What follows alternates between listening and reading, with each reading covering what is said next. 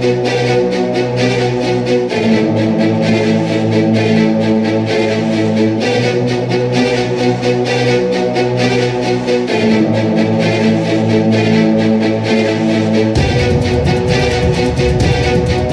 the shadow of rising tensions in the West Philippine Sea, a new alliance takes shape, not with the West, but with a powerful, rising partner in the East, India. The Philippines is no longer watching from the sidelines. Cruise missiles, warships, and new defense doctrines are turning the tides. Today, we reveal what the mainstream media barely scratches. India is supplying more than weapons. It's supplying a new direction for Philippine sovereignty. Stay with us as we break down the Philippines' growing military partnership with India and what it means for the region, for Horizon 3, and for our freedom. Don't forget to like, subscribe, and hit the notification bell to stay updated with the latest on Pinoy Guard, your frontline for defense and security updates in the Philippines. Welcome to Pinoy Guard, National Defense, Strategic Insights, and Sovereignty Decoded. On July 25, 2025, Armed Forces of the Philippines, AFP, Chief General Romeo Brawner Jr. made a major announcement. Standing aboard the Indian Navy's INS Shakti, docked in Manila, he told reporters, "We are in fact ordering more equipment and weapon systems from India." And while the exact equipment remains classified for now, the implications are massive. Why India? According to General Brawner, Indian equipment is of high quality, but not as expensive as those from other countries. In plain words, India offers advanced technology without the massive price tag of Western systems. This isn't the first time the Philippines and India have collaborated militarily.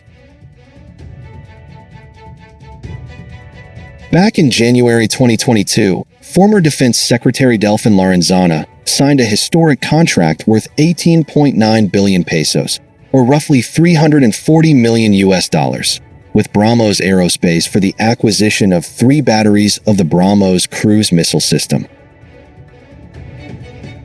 The BrahMos is a supersonic, anti-ship missile co-developed by India and Russia. It's one of the fastest and deadliest cruise missiles in the world, with a speed of Mach 2.8 to 3.0 and a range of around 290 to 400 kilometers. Each battery includes 3 to 6 mobile launchers, command and control equipment, and logistics vehicles, allowing for rapid coastal deployment. According to General Brawner, the Philippines has already received the first BrahMos battery, delivered in April 2023. 2 more batteries are expected in the next few years, though exact delivery dates remain under wraps due to security protocols. These systems will be deployed under the Philippine Marine Corps' Shore-Based Anti-Ship Missile System, SBSMS, a critical piece of the country's coastal defense. The BrahMos gives the AFP its first ever land-based missile strike capability, able to neutralize enemy ships long before they reach our shores. So why India? Why now? First, cost efficiency. Indian defense systems offer excellent performance at lower costs compared to US, Israeli, or European alternatives. Second, geopolitical alignment. Both India and the Philippines are maritime democracies facing pressure from an assertive China. India is actively pushing back in the Indian Ocean and at the line of actual control with China, while the Philippines continues to defend its waters in the South China Sea. Third, India is not part of traditional Western blocs, allowing the Philippines to diversify its defense partnerships beyond the US and Europe. But weapons are only part of the equation. During his interview, General Brawner also announced something unprecedented. Next week, While the President is in India, we will conduct a bilateral maritime cooperative activity with the Indian Navy in the West Philippine Sea. The Philippine Navy will sail alongside 3 Indian warships. INS Mysore D-60, a guided missile destroyer. INS Kiltan P-30, an anti-submarine corvette. INS Shakti A-57, a fleet tanker. This will be the first joint India-Philippines naval patrol in the WPS. The joint sail is scheduled to coincide with President Ferdinand Marcos Jr.'s official visit to India from August 4th to 8th. The timing couldn't be more symbolic. As the President strengthens ties in New Delhi, Philippine and Indian ships will be asserting shared values in the disputed waters of the South China Sea. General Bronner emphasized, "This is not a show of force, but a show of unity and solidarity among like-minded countries in the Indo-Pacific." The increasing partnership with India is aligned with Rehorizon 3, the third phase of the AFP Modernization program.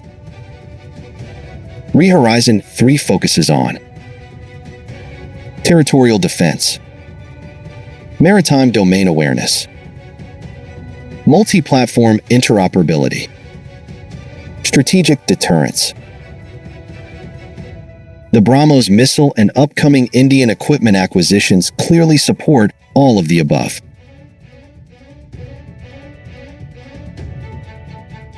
With China increasing harassment of Philippine vessels and civilian ships, a layered coastal defense with Indian hardware provides a credible deterrent. The BrahMos missile contract alone cost the Philippines 18.9 billion pesos, around $340 million for 3 batteries. That breaks down to approximately 6.3 billion pesos per battery, a reasonable price when you consider each unit's ability to take out a warship before it comes within radar range. By contrast, a single US-made Harpoon missile system could cost significantly more, with longer delivery timelines. As General Bronner noted, India offers both capability and affordability. That's key in a country where every peso counts towards strengthening sovereignty. Let's explore some possible scenarios. Scenario 1. A Chinese maritime militia vessel harasses Filipino fishermen near Pag-asa Island. With BrahMos units deployed, the AFP can signal its strike capability and push for de-escalation without firing a shot. Scenario 2. The Chinese Coast Guard sets up a blockade near Ayungin Shoal. Philippine Navy vessels sailing with Indian counterparts could signal international solidarity, while real-time surveillance from Allied platforms increases deterrence. Scenario 3. A hostile fleet approaches the Philippine EZ from the west. With mobile BrahMos batteries positioned along Palawan's coast, the AFP has the ability to defend critical infrastructure and project power. What does all this mean for Philippine sovereignty? More leverage. India is not dictating political conditions, unlike some traditional suppliers. Stronger deterrence. The BrahMos adds teeth to a defense doctrine long dependent on aging ships and borrowed assets. Wider support. Joint naval activities in the West Philippine Sea multiply international presence and pressure against unilateral actions. Sovereignty isn't just a word, it's about capability. And capability begins with partnerships that deliver results. The arrival of Indian warships in Manila, combined with advanced military exports and the historic BrahMos Agreement, is proof. India and the Philippines are forging a partnership rooted not in dependency, but mutual interest and regional stability. Both nations are navigating similar geopolitical fault lines. Both are building up maritime power. and both are committed to keeping the Indo-Pacific free and open. The Philippines' pivot toward India marks more than just a defense contract. It signals a deeper strategy, one that embraces multipolar cooperation, rapid capability building, and decisive leadership in the face of growing threats.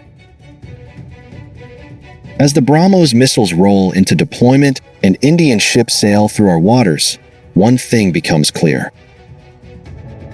The Philippines is not alone in defending its sovereignty. If you want more stories like this, deep dives into defense strategy, Philippine military modernization, and sovereign strength, subscribe to Pinoy Guard. This is your front line for truth, power, and protection. Don't forget to like, subscribe, and hit the bell icon. Comment below, should we buy more Indian weapons?